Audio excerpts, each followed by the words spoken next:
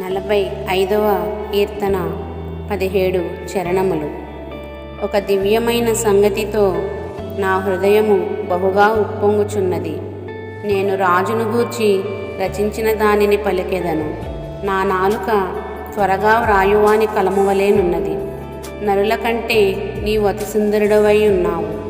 నీ పెదవుల మీద దయారసము పోయబడి ఉన్నది. కావున దేవుడు నిత్యము నిన్ను ఆశీర్వదించును. సూర్యుడా, నీ కత్తి మొలను కట్టుకొనుము. నీ తేజస్సును నీ ప్రభావమును ధరించుకొనుము. సత్యమును వినయముతో కూడిన నీతిని స్థాపించుటకు నీ ప్రభావమును ధరించుకొని వాహనమెక్కి బయలుదేరుము. నీ దక్షిణ హస్తము భీకరమైన వాటిని జరిగించుటకు నీకు నేర్పును. నీ బాణములు వాడిగలవి, ప్రజలు నీ చేత కూలుదురు. నీ బాణములు రాజు శత్రువుల గుండెల్లో చొచ్చును. దేవా, నీ సింహాసనము నిరంతరము నిలుచును. నీ రాజదండము న్యాయార్థమైన దండము. నీవు నీతిని ప్రేమించి భక్తిహీనతను ద్వేషించుచున్నావు. కావున దేవుడు నీ దేవుడే చెలికాండ్ర కంటే హెచ్చగున్నట్లుగా నిన్ను ఆనంద తైలముతో అభిషేకించి ఉన్నాడు. నీ వస్త్రములెల్లా గోపరస వాసనే, అగరు వాసనే, లవంగీ పట్ట వాసనే. దంతముతో కట్టిన నగరులలో తంతివాద్యములు నిన్ను సంతోషపెట్టుచున్నవి. నీ దయనొందిన స్త్రీలలో రాజుల కుమార్తెలున్నారు. రాణి ఒఫీరు అపరంజితో అలంకరించుకొని నీ కుడిపార్శ్వమున నిలుచుచున్నది. కుమారి, ఆలకించుము, ఆలోచించి చెవియొగ్గుము. నీ స్వజనమును నీ తండ్రి ఇంటిని మరువుము. ఈ రాజు నీ ప్రభువు. అతడు నీ సౌందర్యమును కోరినవాడు. అతనికి నమస్కరించుము. తూరు కుమార్తె నైవేద్యము తీసుకుని వచ్చును. జనులలో ఐశ్వర్యవంతులు నీ దయను వెదుకుదురు. అంతఃపురములో నుండు రాజకుమార్తె కేవలము మహిమగలది. ఆమె వస్త్రము బంగారు బుటాపని చేసినది.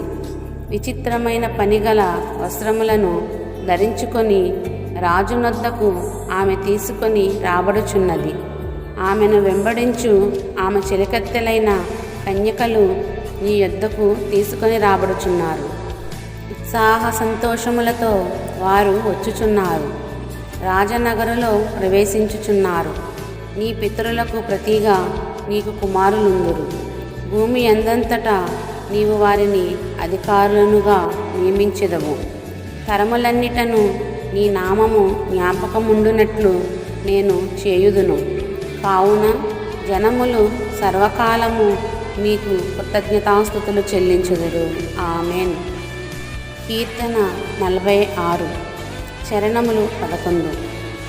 దేవుడు మనకు ఆశ్రయమును దుర్గమునై ఉన్నాడు. ఆపత్కాలములో ఆయన నమ్ముకొనదగిన సహాయకుడు.